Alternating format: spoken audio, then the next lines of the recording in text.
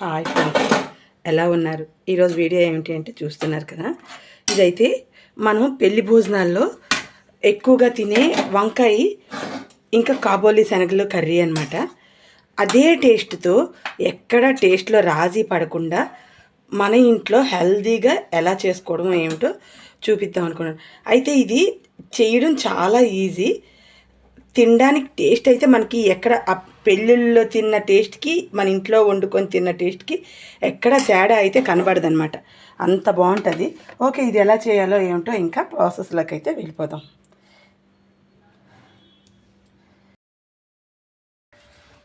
దానికోసం ముందైతే మనం చేయాల్సింది ఇవన్నీ మిక్సీ పట్టి తెచ్చుకోవడం. అయితే ఏమిటంటే ఇగోండి, ఇలా 2 టమాటాలు, ఇవి చిన్న ఉల్లిపాయలు ఉంటాయి కదా, సాంబార్ ఉల్లిపాయలు ఉంటాయి అంటారు కదా, అలాంటివి ఇగోండి ఇలాగా ఒక 6 తెచ్చుకున్నాను. అల్లం 1 ఇంచు, ఒక వెల్లుల్లిపాయ, 4 బాదం గింజలు, అలాగే ఒక 8 జీడిపప్పు, ఒక టీ స్పూన్ అంతా ఈ దోసపప్పు, 1 టేబుల్ స్పూన్ అంతా నువ్వుపప్పు.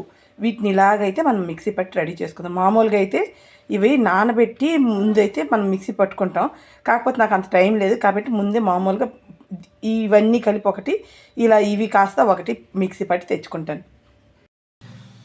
ఇదిగోండి ఇలా. దానికోసం ఈ కాబోలి శనగలు అయితే 1 కప్పు తీసుకున్నాను. ఇది రాత్రి అంతా నానబెట్టి ఉడకబెట్టిన కాబోలి శనగలు. వంకాయ చూస్తున్నారు కదా, ఇలా మొత్తం ఎలా కట్ చేసాము. అయితే ఇది పూర్తిగా ఇలాగా ర్యాపర్స్ లాగా ఇది పైన ఈ తొడిమి తీసేస్తే కనుక మొత్తం మనకి పీసెస్ లెక్క వచ్చేస్తుంది కదా.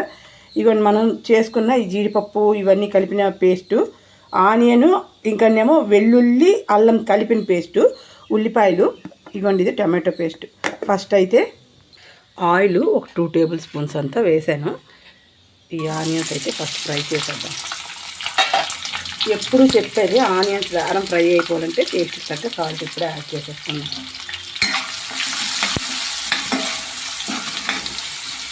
ఇది కాస్త మూత పెట్టామంటే వేరం ఫ్రై అయిపోతుంది. ఇగోండి ఇలా అయితే కట్ చేసేసాను. ఇగోండి ఇలా తీసేసాను, చూస్తున్నారు కదా. ఇప్పుడు ఇంకా మనం ఇందులో ఈ అల్లం వెల్లుల్లి ఉల్లి పేస్ట్ అయితే వేసేద్దాం.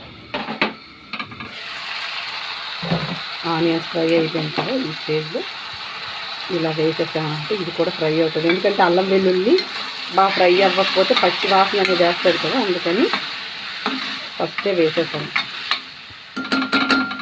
కాస్త ఫ్రై అవనిద్దాం. ఇప్పుడు ఇంకా ఈ టమాటో అనేది వేసేద్దాం. అలాగే ముందు వంకాయలు వేసేద్దాం. వంకాయలు వేస్తే వంకాయ కాస్త వేగాలి కదా, లేకపోతే మళ్ళీ వంకాయ కలర్ చేంజ్ అయిపోతుంది. ఇప్పుడు ఇంకా ఒక్కసారి మిక్స్ చేసుకొని రెడ్ చిల్లీ పౌడర్ వేసేద్దాం. అలానే టమాటా కూడా ఇప్పుడే వేసేద్దాం. ఫస్ట్ అయితే టమాటానే వేసేద్దాం. వేసాక రెడ్ చిల్లీ పౌడర్ వేసేద్దాం. ఎందుకంటే మొత్తం మిక్స్ అవుతుంది కదా బాగాని.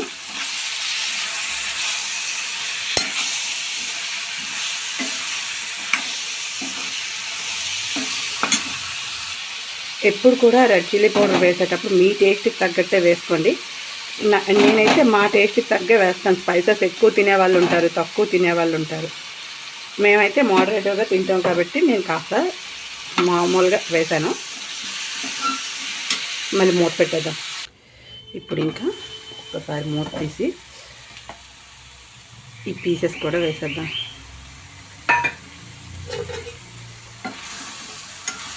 ఇది ఒక్కసారి బాగా మిక్స్ చేసుకుని ఇందులో ఇంకా మనం చేసుకుని పేస్ట్ ఏదైతే ఉందో ఆ పేస్ట్ వేసేసి ఇంకా వాటర్ వేసేయడమే. మిక్సీ జార్లోనే కాస్తంత వాటర్ అయితే వేసుకున్నాను. ఇదిగోండి వాటర్లో వేసేద్దాం. దీంతో ఇలా ఉడికిపోతుంది కదా, ఇంకా మనం మూత పెట్టి అయితే ఉంచేద్దాం. ఈ పేస్ట్ వేసాక మాత్రం ఎక్కువసేపు మరి ఫ్రై అవ్వకూడదు, లేదంటే జిడ్డు వాసన అనేది వచ్చేస్తుంది. సో ఇప్పుడు ఇదైతే కాస్త దగ్గర పడే వరకు, ముక్క ఉడికేంత వరకు ఉంచుకుందాం ఇంకా ఇలాగా.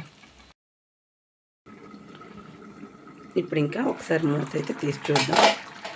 చూడండి, కర్రీ మొత్తం అయిపోవచ్చింది. ఇప్పుడు ఇంకా ఈ స్టేజ్లో ఉండగా కాస్త అంటే కాస్త మసాలా పొడి. ఇది చాలా ఎక్కువ ఫ్లేవర్ని ఇస్తుంది. ఇంట్లో తయారు చేసుకున్న మసాలా పొడి కాబట్టి ఎక్కువ ఫ్లేవర్ ఉంటుంది. సో అందుకని చెప్పి నేను చాలా లైట్గా వేసాను.